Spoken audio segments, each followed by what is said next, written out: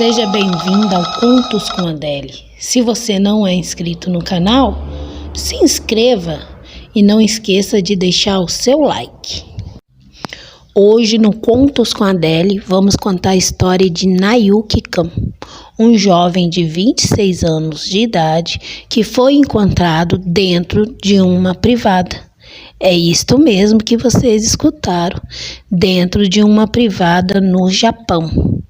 É uma história baseada em fatos reais, uma história bizarra, cheia de mistérios, que eu fiquei passada. E as máscaras vão cair. Imagine a seguinte situação. Você chega em casa, entra no seu banheiro para fazer as suas necessidades normais e você se depara com um homem dentro da sua privada. É muito bizarro, mas aconteceu. No Japão, com uma professora.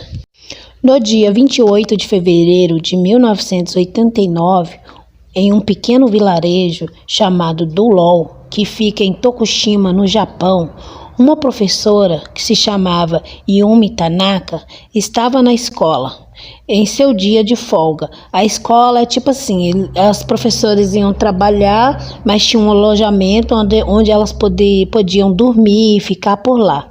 Então era a folga dela, mas ela estava na escola. Aí a professora, ela vai até o banheiro.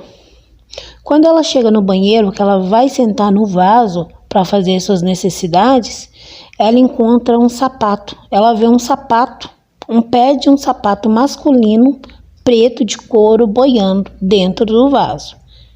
Lembrando que o vaso sanitário daquela época são semelhantes que se encontra na China hoje em dia, na região rural. É basicamente um buraco no chão, onde você tem que agachar para fazer suas necessidades. E embaixo desse buraco tem um cano que leva até um compartimento onde ficam alojados os resíduos. Quando esse compartimento está cheio, a pessoa consegue por ali por trás esvaziar e limpar aquele compartimento. Aqui no Brasil tivemos algo parecido, que eram as fossas. Não sei se vocês lembram que antigamente muitas residências tinham essas fossas, que também tinha um buraco tinha um local onde você agachava para fazer as necessidades e lá tinha aquele buraco onde ficavam os resíduos. Aí a professora Yumi Tanaka, ela achou estranho ver aquele sapato boiando no fundo do vaso. Aí ela resolveu ir por trás do alojamento, aonde fica o cano, para ver se ela conseguia ver alguma coisa. Quando ela chegou, que ela olhou pela fresta do cano, gente, ela conseguiu ver 2 pés humanos. Eram os pés de alguém que estava ali. Imagina só, você abrir o cano do seu vaso e encontrar 2 pés humanos. Pense no susto que ela deve ter tomado. Pense, ela deve ter ficado assim, paralisada. Eu ficaria. Ela ficou muito chocada e logo ela então chamou a polícia.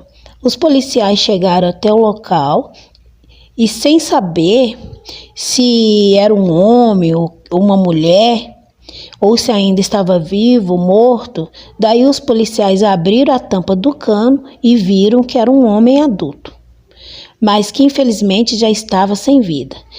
Um dos policiais até tentaram puxar o corpo por ali, mas não conseguiu. Aí que eles fizeram? Eles chamaram mais policiais, eles ligaram para outro distrito. Imagine só, gente, é um cano muito estreito, de 36 centímetros de largura. Basicamente, não tinha como puxar ele por dentro, né? Daí chegou mais policiais e junto com eles vieram também o corpo de bombeiro. Os bombeiros usaram a escavadeira e o guindaste para conseguir retirar aquele cano para fora. E com outras ferramentas, eles conseguiram quebrar aquele cano. Eles perceberam que era um corpo de um homem que estava numa posição, gente, bem estranha. Era a posição fetal. Por isso o policial não tinha conseguido puxar o corpo para cima. Estava em um local extremamente estreito, O corpo estava cheio de fezes. Imagine se todo mundo do alojamento da escola usava o banheiro para fazer as suas necessidades. Pense como é que não devia estar aquele corpo, né? Então nem dava para ficar perto do cheiro, nem dava para reconhecer quem era aquela pessoa. Então eles lavaram aquele corpo, aí eles conseguiram identificar. Vocês lembram que eu tinha falado que se tratava de um vilarejo, um lugar bem pequenininho, que era uma aldeia onde todo mundo se conhecia? Pois é. E o corpo era de Nayuki Kan. Era um jovem de 26 anos de idade que era considerado um exemplo na aldeia. Todo pai e toda mãe queria ter um filho igual a ele, sabe? Gostaria de ter um filho igual a ele. Trabalhador, educado, sempre ajudando na comunidade. Ele era tipo um exemplo. Ele trabalhava como diretor de departamento de vendas em uma empresa que trabalhava em conjunto na usina TEPCO, que é uma usina nuclear, que é inclusive aquela usina que aconteceu um acidente em 2011 em Fukushima. Todos da aldeia disseram que ele realizava várias atividades na aldeia, que ele era uma pessoa muito participativa. Então ficou uma pergunta para todos: como Nayuki conseguiu entrar naquele cano e por quê?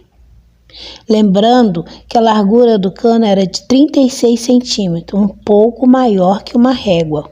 Um homem adulto do porte médio jamais conseguiria entrar lá dentro. Nayuki, ele tinha 1,70 m de altura, 40 centímetros de ombro. Então, como ele conseguiu entrar ali dentro, gente? Mesmo que ele tivesse conseguido, por que ele entraria ali naquele local, sabendo que é um local totalmente contagioso, gente? Um local ali cheio de resíduos de, fezes, urinas. Por que ele entraria ali? É totalmente assim, sem base isso que aconteceu. O médico legista que examinou o corpo de Nayuki, ele disse que tinha alguns hematomas que pode ter ocorrido pelo fato dele ter entrado dentro do cano, mas que não tinha nenhum outro ferimento no corpo. Então eles descartaram a possibilidade dele ter sido assassinado e ter sido colocado ali dentro do cano. O médico disse que quando ele entrou no cano ele estava vivo e que a causa da morte dele foi hipotermia, ou seja, ele morreu congelado.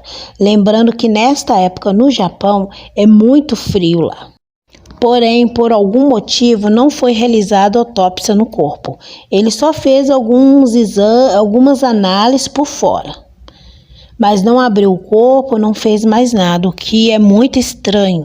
Deveria ter aberto, Porque se ele tivesse, ele poderia ter morrido de envenenado, poderia ter sido outra coisa, A polícia diz que não tinha encontrado nenhuma pista naquele local e eles chegaram à conclusão que ele entrou dentro daquele cano para tentar espiar a professora pelo buraco do vaso. Pense, é muito sem nexo. Por que ele ia naquele lugar todo sujo, todo contaminado, entrar naquele caninho estreito para tentar ficar olhando para dentro do vaso para tentar ver a professora? Sendo que ali, como ali era um alojamento, várias pessoas usavam aquele banheiro, como é que ele ia saber que a professora ia usar aquele vaso? Poderia ser outra pessoa, poderia ser um homem. Imagina ele ia ficar com a carona lá, aí a pessoa ia vir fazer xixi, cocô na cara dele. É bem fora de base essa conclusão. Aí a polícia acha que ele entrou e depois não conseguiu sair e nem pedir ajuda. Por isso que ele morreu ali. E a conclusão dos policiais deixaram os pais dele muito tristes à aldeia, porque eles disseram que ele sempre foi um jovem alegre, entusiasmado, que isso não era do perfil dele fazer uma coisa dessa. Eu acho que não é do perfil de ninguém fazer isso. Os pais deles disseram que no dia 24 de fevereiro de 1989, quer dizer, 4 dias antes dele ter sido encontrado dentro da privada, que ele saiu de casa dizendo que ia trabalhar e que ia ter um encontro com idosos no trabalho. Os pais dele também disseram que não sentiram a falta dele porque às vezes ele ficava assim alguns dias fora de casa, mas que depois ele sempre ligava e falava onde que estava. Por esse motivo, eles não desconfiaram de nada, achando que estava tudo ok. mas que no dia 27 de fevereiro, um dia antes dele ter sido encontrado, eles começaram a ficar preocupados, porque ele não tinha dado notícia há alguns dias. Aí no dia seguinte, infelizmente, eles receberam a notícia que ele foi encontrado sem vida. Tanto os pais dele como os moradores pediram mais investigação. Eles queriam que investigasse mais a fundo o que realmente poderia ter acontecido. Afinal, tinha algumas coisas que não foram explicadas. Tipo, o carro dele foi encontrado perto do alojamento, ele estava todo aberto e com a chave na ignição. Segundo as testemunhas, Mayuki, ele era muito cuidadoso, ele nunca ia deixar a chave do carro dele na ignição. Outro mistério era que eles encontraram um dos pés do sapato dele em um lago ali próximo. Vocês lembram que eu havia dito que a professora havia encontrado um pé de sapato dentro do vaso? Pois é, o outro foi encontrado em um lago ali próximo. Então, quem será que jogou esse outro pé de sapato nesse lago? Será que ele foi lá e deixou o pé de sapato lá? Ou será que poderia ter sido alguém? Entre esses mistérios aconteceu algo bem estranho. Há uns dias antes de Mayuki morrer, a usina nuclear onde ele trabalhava, a TEPCO, o alarme disparou por 3 vezes. Então, basicamente, dizia que algo estava errado ali na unidade 3. Então, o responsável da unidade, o Sr. K, ignorou esse alarme, seguiu normalmente trabalhando e seguiu a vida. E um dia ele estava trabalhando sozinho na usina, nesse setor dele, e a usina deu um problema, onde gerou um prejuízo enorme para a usina, financeiramente. Algum tempo depois, o Sr. K foi encontrado morto em uma linha de trem. A conclusão dos policiais foram que ele havia cometido suicídio. O Sr. Kai trabalhava junto com o Nayuki e o Nayuki ele estava investigando essa morte misteriosa do Sr. K. Então, às vezes, pode ter alguma coisa aí no meio. Então, na teoria, dizia que Nayuki poderia ter sido executado também por estar investigando a morte do Sr. K. E um detalhe bem intrigante é que nessa usina da TEPCO ela tem vários históricos de acontecimentos estranhos que acontecem por lá.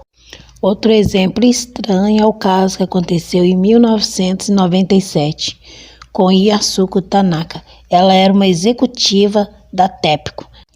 Na época, ela foi encontrada morta. Ela foi morta por estrangulamento. A conclusão do crime foi que ela trabalhava como prostituta à noite e um desconhecido atacou e a matou. Mesmo ela sendo uma executiva da usina nuclear da TEPCO, eles chegaram à conclusão que ela também trabalhava como prostituta nas horas vagas.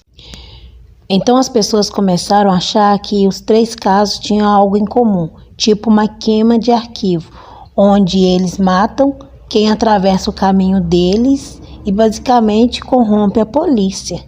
E a polícia, para poder arquivar aquele caso, ela faz cada conclusão absurda, tipo de Mayuki, que foi tido como um tarado, que ficou preso em uma privada após tentar espionar a professora.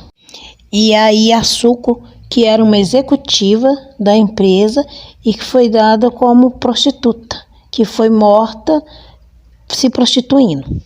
E vocês se lembram da professora que foi quem encontrou o Mayuki na privada? Pois é, ela acabou ganhando uma casa nova da TEPCO, da usina.